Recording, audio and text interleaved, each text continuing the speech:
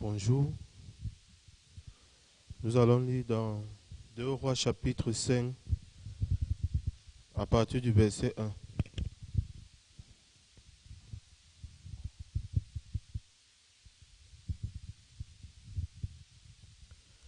Deux Rois chapitre 5 à partir du verset 1.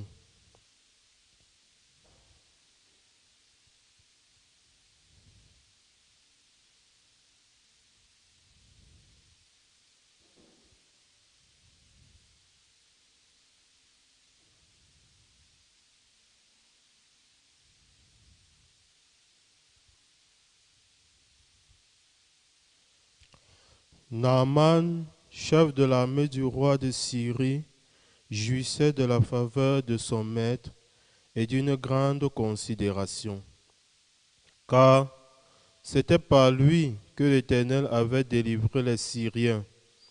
Mais cet homme fort et vaillant était lépreux.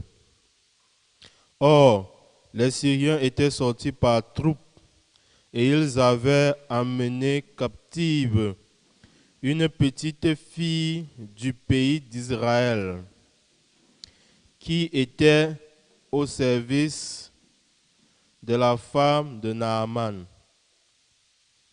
Et elle dit à sa maîtresse, « Oh, si mon Seigneur était auprès du prophète qui est à Samarie, le prophète le guérirait de sa lèpre. » Naaman alla dire à son maître, « La jeune fille du pays d'Israël a parlé de telle et telle manière. » Amen.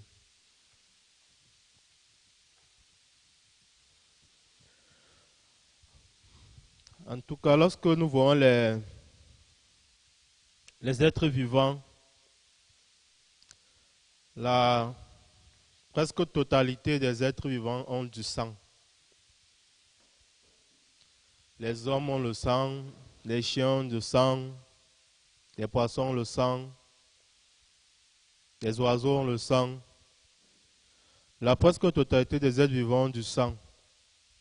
Mais bizarrement, nous remarquons que le sang chez certains êtres vivants, en fait, le sang n'a pas la même couleur partout. Chez certains êtres vivants, le sang a une couleur particulière. Chez d'autres, le sang a une couleur particulière. Chez les hommes, le sang a une couleur bleue, une couleur rouge. Mais chez d'autres êtres vivants, ce n'est pas le cas. Il y a d'autres êtres que leur sang n'est pas rouge. Il y a d'autres créatures, leur sang n'est pas rouge. Mais chez nous, les hommes, notre sang a la couleur rouge. En tout cas, en réfléchissant par rapport à ça aussi, les scientifiques aussi ont réfléchi. Qu'est-ce qui fait en sorte que le sang de l'homme ait la couleur rouge? Qu'est-ce qui donne la couleur rouge au sang? En tout cas, je me rappelle, lorsque j'étais au cours moyen 2, on avait vu une leçon comme ça. Le titre, c'était Science de la vie et science humaine. 2 points. Qu'est-ce qui donne la couleur rouge au sang? Bon, je n'avais rien compris. Mais c'est récemment que j'ai encore un peu compris quelque chose. Qu'est-ce qui donne la couleur rouge au sang? Donc, si on enlève les détails un peu techniques, un peu compliqués là, de manière simple, qu'est-ce qui donne la couleur rouge au sang? Dans le sang, il y a le fer. Dans le sang de l'homme, il y a le fer. Et ce qui fait que lorsque l'oxygène, dans nos globules rouges, il y a le fer. Dans nos globules, il y a le fer. Lorsque l'oxygène entre en contact avec le fer, ça donne une couleur rouge. Donc, c'est la réaction entre le fer et l'oxygène. Ça donne une certaine couleur à notre sang. Donc, entre le Fe et le O2, ça donne une certaine couleur à notre sang. Et des fois, lorsqu'on voit, il y a des moments où notre sang a une couleur rouge sombre. Rouge sombre, c'est lorsque le Fe, le fer, entre en contact avec le CO2. Quand ça rentre à côté avec le CO2, ça donne une couleur rouge, rouge sombre. Donc, dans nos globules, il y a le Fe, le fer. Donc, à cause du fait que dans nos globules, lorsque l'oxygène vient, on obtient une couleur, lorsque l'oxygène vient, on obtient une couleur rouge vive. Et lorsque le CO2 vient, on obtient une couleur rouge sombre. Mais chez certaines plantes, par exemple chez certains poissons, dans leurs globules, il y a plutôt le cuivre.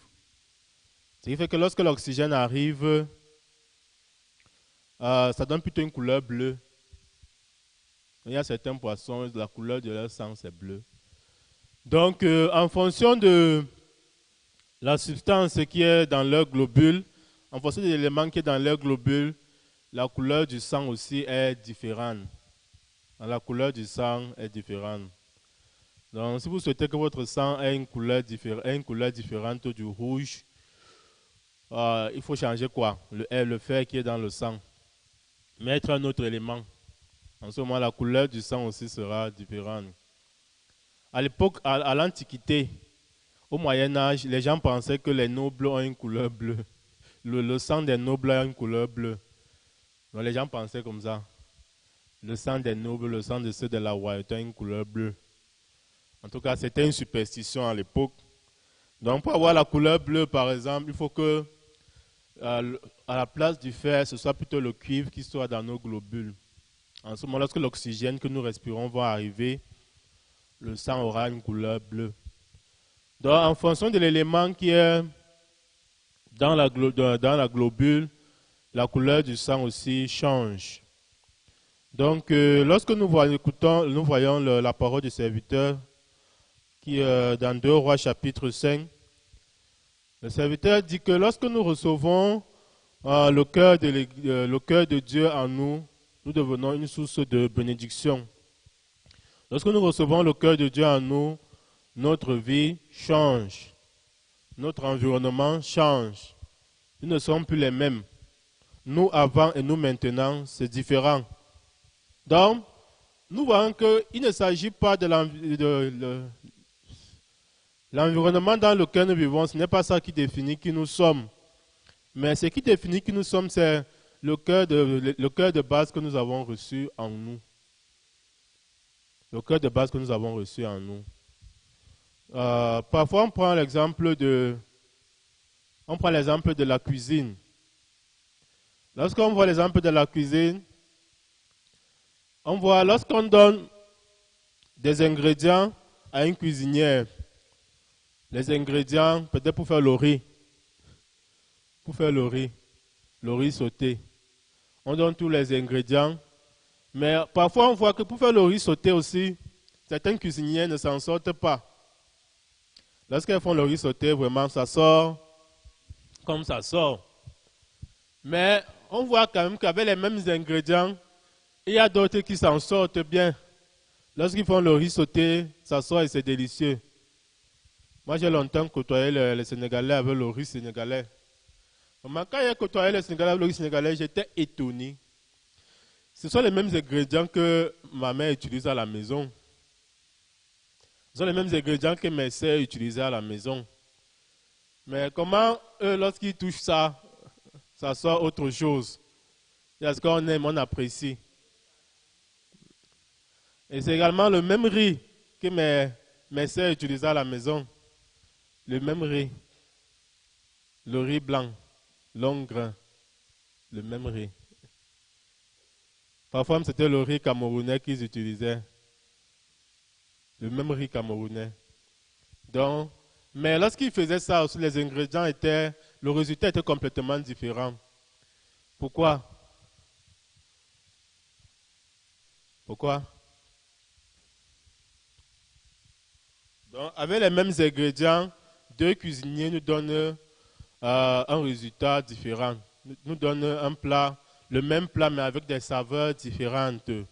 Pourquoi? À cause du cœur avec lequel les deux cuisiniers ont manipulé ces ingrédients. À cause du cœur de base. À cause du cœur de base, le résultat est complètement différent. Donc, le cœur de base, c'est un élément qui est très important. Quel est le cœur de base avec lequel nous avançons, avec lequel nous vivons à l'église? Quel est le cœur de base? Parfois aussi, l'église nous parle de la parabole du couteau. Il arrive que lorsque nous allons pour prêcher l'évangile, on rencontre certaines personnes qui disent que vraiment ils sont fatigués des églises. Que tu veux voir quelqu'un, il te parle de Dieu, Dieu, Dieu, Dieu, mais après, il te conduit dans l'erreur. Mais après, il fait beaucoup d'abominations avec le nom de Dieu. Et tu vas encore voir une autre personne, il te parle de Dieu, Dieu, Dieu, Dieu. Donc, en tout cas, les gens ils parlent comme ça, ils disent qu'ils sont fatigués. Dernièrement, j'étais sur le sous-préfet de Yaoundé 4. Et pendant que nous étions dans son bureau, il nous a présenté. Il dit que vraiment les gens dérangent trop avec le nom de Dieu. Hein, tu vois quelqu'un, il dit qu'il est prêtre, il est pasteur, mais récemment il a vu un cas du côté de Yaoundé 4, quelque part vers Hawaï, comme ça. Il a vu un cas, il y a un monsieur, il dit qu'il est prêtre, il est pasteur, et il a créé son église, il dit Dieu, Dieu, Dieu, Dieu, mais à travers son église, il a détourné,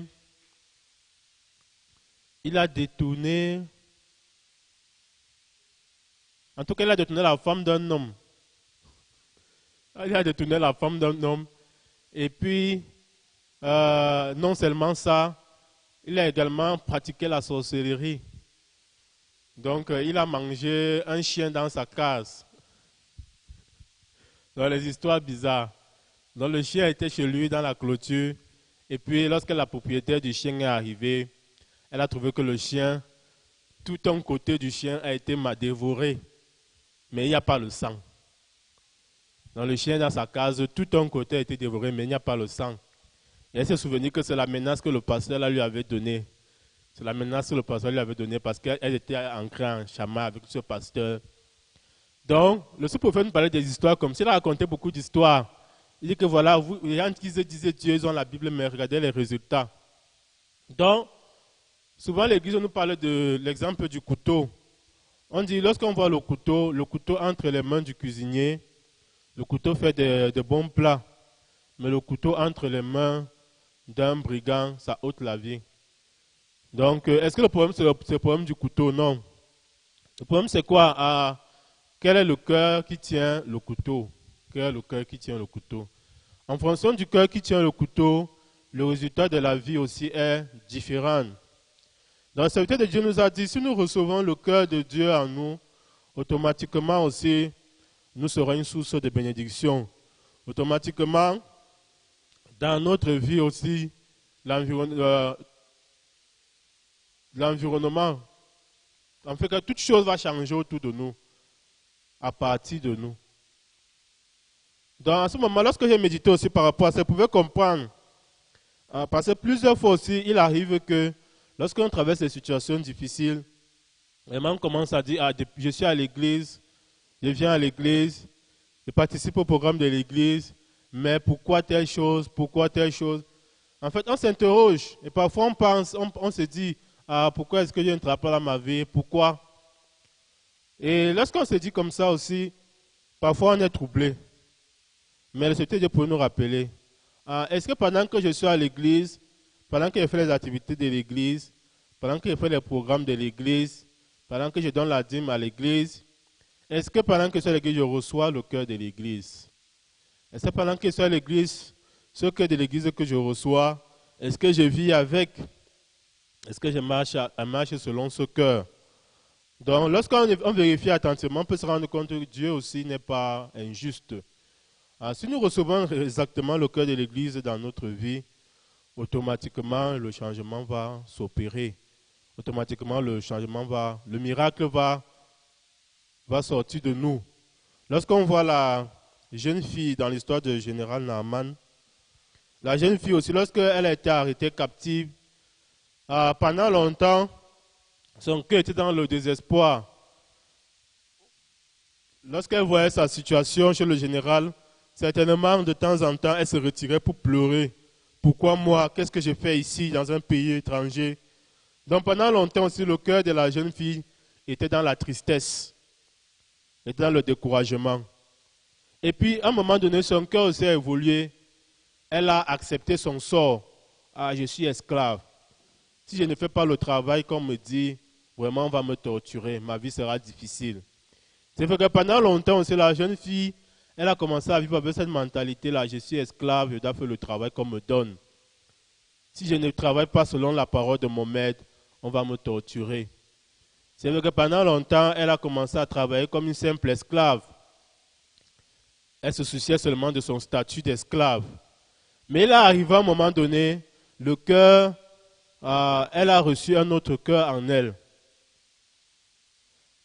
Elle a reçu un autre cœur en elle. Elle s'est souvenue. Pourquoi je suis réellement ici?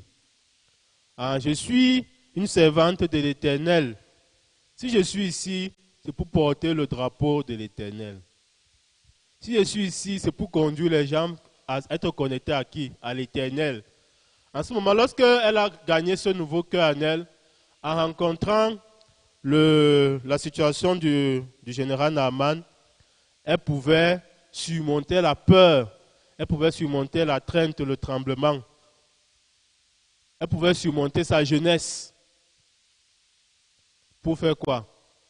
Pour présenter, pour parler à sa maîtresse. Pourquoi? Parce que dans son cœur, elle a reçu un nouveau cœur. Je suis servant de l'Éternel, je suis là pour porter le drapeau de l'Éternel. Parce qu'elle a reçu le nouveau cœur, en tout cas, elle pouvait se présenter devant sa maîtresse pour connecter sa maîtresse au serviteur de Dieu. Plusieurs fois aussi, nous avons eu des pensées. Parfois, lorsque je rencontre certaines personnes, certains frères et sœurs, parfois ils disaient que moi je ne connais pas prêcher l'évangile. Moi je ne connais pas la Bible. Et à cause de ces pensées aussi, où qu'ils soient aussi, ils ferment la bouche. Ils ne prêchent pas l'évangile. À cause de ces pensées aussi, même lire la Bible aussi, il n'y a pas la force. Et même ces derniers temps, pendant que nous invitions, même moi dans mon cœur, j'ai rencontré ce problème. Chaque fois que je sortais pour inviter pour le camp du bonheur, à quelle la pensée qui venait? Il ne va pas s'inscrire. C'est la période de la rentrée. Il ne va pas s'inscrire. Donc, cette pensée venait à moi. Et quand cette pensée venait à moi, lorsque j'ai accepté cette pensée, elle me refroidissait. Mais grâce à rendu à Dieu, parce que chaque fois que j'ai accepté cette pensée, c'est la personne qui était devant moi qui m'a dit, je peux m'arranger mon programme pour participer à votre camp. Donc c'est la personne qui me dit. Donc Dieu me confondait toujours comme ça.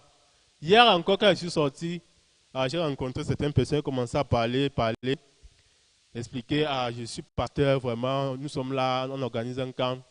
J'ai rencontré quelqu'un en rentrant de Kennedy jusqu'ici. On était dans le taxi ensemble. Vraiment, on venait au même endroit. Lui venait à Félicia. Moi, je venais ici, je ne savais même pas. Et quand j'ai voulu parler, j'ai demandé, vous faites quoi? Il m'a dit, moi, je suis électricien, je travaille là à Félicia. Directement, je voulais parler du camp. Donc, en disant, vous faites quoi? Je voulais parler du camp. Mais quand il m'a dit, l'électricien, il travaille à Félicia, quelle est la pensée qui est venue? Ils sont en plein travaux. Il ne peut pas laisser son travail pour venir au camp. C'est la pensée là qui est entrée en moi. Et vous directement, ça m'a refroidi. Et qu'est-ce que je lui ai dit? Bon, on a un événement là. C'est le camp. Donc, il faut venir. Si vous avez le temps, venez guetter. C'est tout ce que j'ai dit. Mais c'est lui qui me dit encore, non, je peux m'arranger mon programme pour participer au camp. Il faut que vous me parliez un peu de ça. En quoi ça consiste? Prenez mon numéro. C'est lui qui me dit.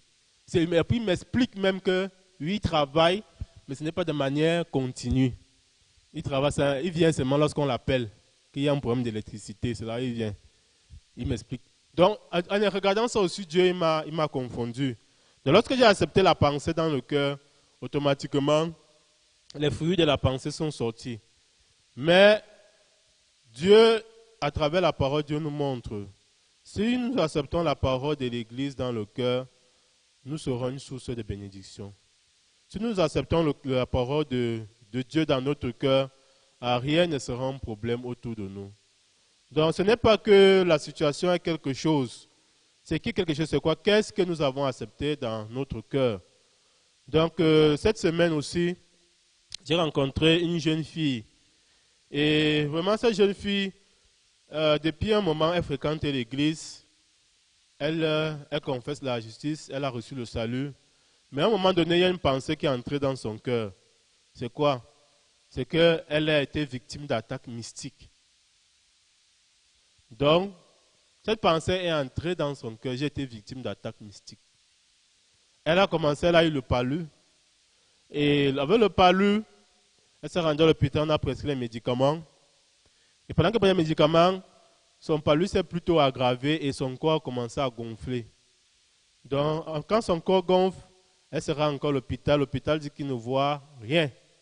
Il ne sait pas pourquoi son corps gonfle. Et l'hôpital a commencé à faire les examens.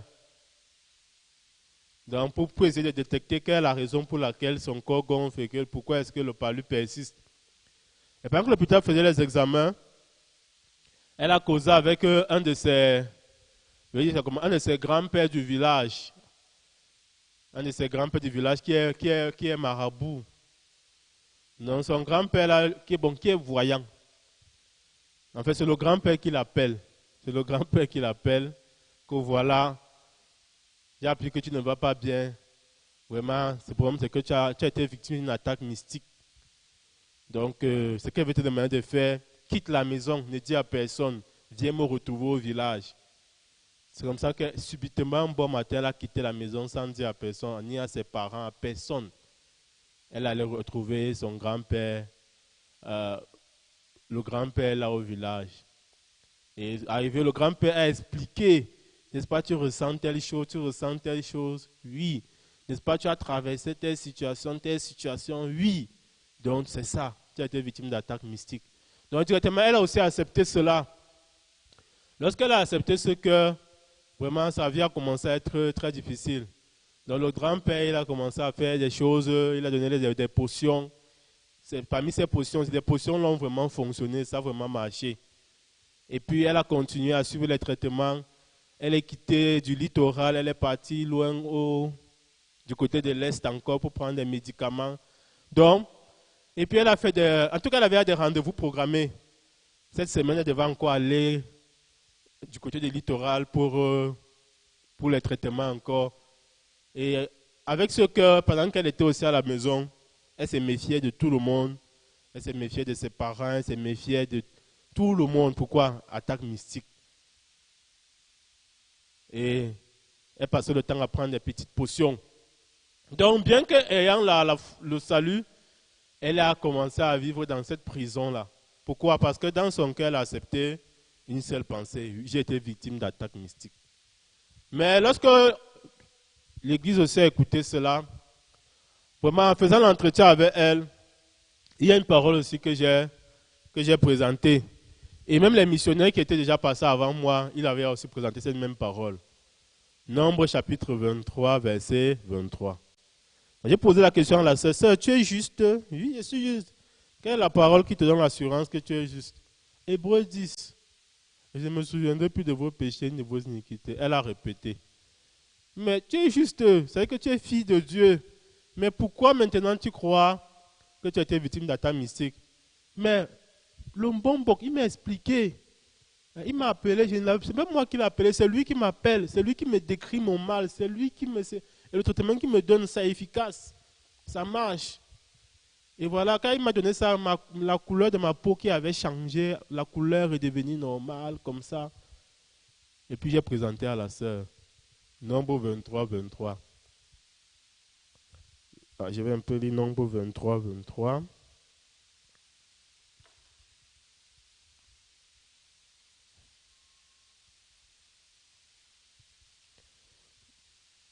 Nombre chapitre 23, verset 23. L'enchantement ne peut rien contre Jacob, ni la divination contre Israël. Autant marqué, il sera dit à Jacob et à Israël quelle est l'œuvre de Dieu. Je vais présenter à la sœur, sœur, en réalité, comme tu es fille de Dieu, qu'est-ce que Dieu dit? Les attaques mystiques ne peuvent rien contre toi. Donc en réalité, ce n'est pas l'attaque mystique. En réalité, c'est la main de Dieu sur toi. C'est Dieu qui est en train de te... En fait, c'est Dieu qui est en train de te conduire. C'est Dieu qui est en train de vouloir insérer cet enseignement dans ton cœur.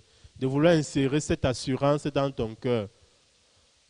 Donc, à travers cette parole aussi, moi également, j'ai entretenu la sœur. Nous sommes aussi allés dans Deutéronome 13. J'ai entretenu la sœur. Et vraiment, cette parole aussi a conquis son cœur. Parce que la parole aussi a conquis son cœur. En ce moment, la crainte qu'elle avait par rapport aux paroles de Mbombok, cette crainte-là aussi est tombée.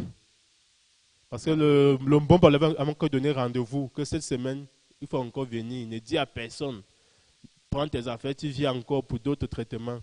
Donc la crainte qu'elle avait par rapport à son Mbombok, cette crainte est tombée. En ce moment, elle pouvait se faire quoi? Être délivrée par la parole. Donc, parce qu'elle a reçu la parole dans son cœur, automatiquement aussi, toute chose a changé dans sa vie. Automatiquement aussi, elle a retrouvé la paix dans le cœur, elle a retrouvé la joie et la force dans le cœur. Donc, véritablement, lorsque nous recevons le cœur de l'Église en nous, toute chose change. Actuellement, nous avons notre camp, le camp du bonheur. Si on regarde selon la situation, en ce moment, nous allons voir beaucoup de difficultés autour de nous, beaucoup de manquements. Mais si nous recevons la grâce d'avancer selon la parole que l'Église a donnée, en ce moment, rien n'est problème. Si nous recevons la grâce d'accepter entièrement le cœur que l'Église nous a transmis, en ce moment, nous allons voir la puissance de Dieu. Le serviteur de Dieu, il a dit camp du bonheur, 1000 personnes.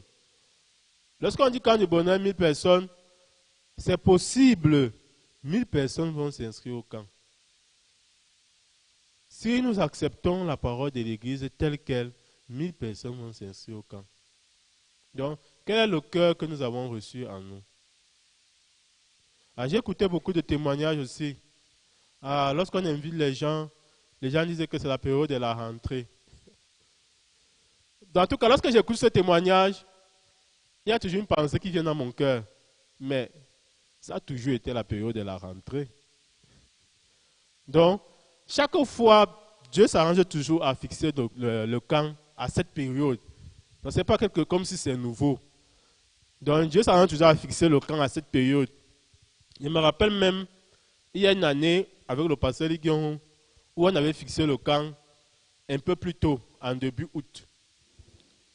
Donc, c'était le camp mondial. Le bureau d'Awayev, on avait fait une réunion. On a fixé le camp en début août. Donc, fin juillet, début août. Mais je ne sais pas, le pasteur avait voyagé. Dieu a fait quelque chose. Dieu a fait l'orateur qui devait venir. Son programme a changé. On l'avait aussi mis orateur dans un autre pays. À cause de ça, notre camp est redescendu. Toujours à la même période-ci. À côté de la rentrée. Donc Dieu avait bouleversé comme ça. En ce moment, j'avais compris que vraiment c'est Dieu. Dieu veut qu'on apprenne à surmonter la pensée là. La pensée que c'est la rentrée. En tout cas, c'est entré dans mon cœur comme enseignement comme ça. Comment on a tout planifié? On a mis le camp fin juillet, début août. Tout était à planifier, tout était à caler. Mais Dieu a fait, le programme de l'orateur a changé.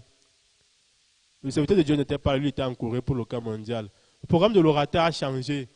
Ce qui fait que notre camp est retombé toujours à cette période-ci. Dans ce moment, Dieu, il veut que nous apprenions à faire quoi? À surmonter cela. En recevant le cœur de l'Église, en recevant la parole de l'Église. Quand on surmonte la pensée, quoi? C'est la rentrée. Et chaque fois que nous avons avancé aussi, nous avons vu comment Dieu a toujours travaillé. Dieu a toujours travaillé. Donc, véritablement, le camp du bonheur qui va commencer lundi aussi, c'est un camp du bonheur qui va regrouper 1000 personnes. Pourquoi? À cause de la parole de l'Église que nous avons reçue. Et à travers ce camp du bonheur aussi, le nombre de nouvelles âmes sera très, très, très élevé. Le nombre de nouvelles âmes sera élevé. Ce que Dieu a fixé le quota pour chaque église également. Lorsqu'on invite, chaque église aussi a le quota de nouvelles âmes qui vont s'attacher. Donc ça veut dire quoi? Ça veut dire que pendant le camp du bonheur, il y aura beaucoup de nouvelles âmes. Donc nous allons voir le grand travail de Dieu. Seulement pourquoi? Parce que nous avons reçu la parole qui est venue de la bouche du serviteur de Dieu. Donc comme la petite fille, elle a Dans son cœur, elle a reçu le cœur de Dieu. En ce moment, elle pouvait connecter le général au prophète. Nous également, en recevant aussi la parole de l'Église, nous devenons une source de bénédiction, nous devenons une source de changement autour de nous. Donc aujourd'hui, Dieu aussi a permis que je puisse vous présenter ce témoignage que j'ai reçu. Donc, en écoutant la parole du serviteur aussi, j'ai pu comprendre que si de mes yeux, je trouve des sujets de plainte dans ma vie, je dois simplement vérifier mon cœur. Est-ce que dans mon cœur, j'ai accepté pleinement la parole de l'Église? Est-ce que dans mon cœur, j'ai accepté pleinement le cœur de l'Église? Si j'accepte pleinement le cœur de l'Église, automatiquement, je vais voir les fruits. Dieu n'est pas un menteur. Mais si dans ma vie, je traverse certaines difficultés, ça veut dire quoi? Dans mon cœur, la parole de l'Église n'est pas exactement établie. Dans mon cœur, le cœur de l'Église n'est pas exactement établi. Donc, nous allons prier. Père éternel, nous te rendons infiniment grâce. Parfois, pendant que nous menons la vie spirituelle, nous avons souvent l'impression que tu ne travailles pas, que tu n'es pas avec nous, que notre vie stagne, que tout ce qu'on fait, ça ne marche pas. Si ça marche, ça avec difficulté. Et même lorsque ça marche, après ça tombe. Et lorsque nous voyons ça, nous avons tendance à accuser l'Église. Nous avons tendance à douter de Dieu. Mais tu dis dans ta parole que tu ne nous as pas abandonnés, tu ne nous as jamais abandonnés. C'est nous qui t'avons abandonné les premiers. Et que si nous revenons à toi, tu reviendras à nous. Ça veut dire que si de telles choses arrivent dans notre vie, ça veut dire que dans notre cœur, nous n'avons pas reçu le cœur de l'Église exactement.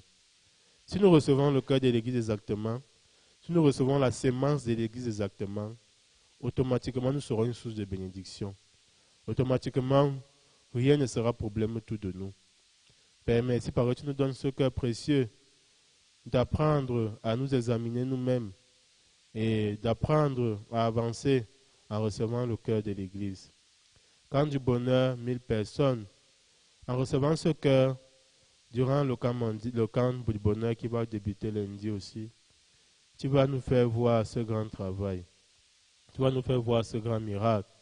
Et par-dessus tout, tu permettras que dans notre cœur aussi, la valeur que tu donnes à ce camp aussi puisse s'établir, afin que nous-mêmes aussi nous puissions tout abandonner, tout sacrifier pour nous inscrire au camp.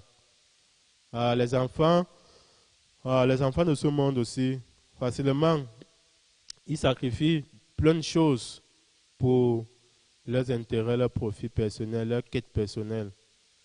Nous qui sommes fils de Dieu aussi, à plus forte raison, devons nous sacrifier toutes choses pour l'intérêt de Jésus-Christ, pour l'intérêt de Dieu. Père, merci parce que tu permettras que nous puissions nous inscrire au camp, participer tous au camp, surmonter tout ce que nous avons comme blocage, que ce soit le travail, que ce soit les finances. Nous te rendons grâce pour ces journées que tu nous donnes, pour les Free Weekend Academy, et nous te rendons infiniment grâce pour ton serviteur que tu as ramené auprès de nous. Merci parce que tu fais grandir l'Église du Cameroun et tu permettras qu'à travers le camp du bonheur, de nombreuses nouvelles personnes s'attachent grandement à l'Église. Et te prenons Jésus-Christ. Amen.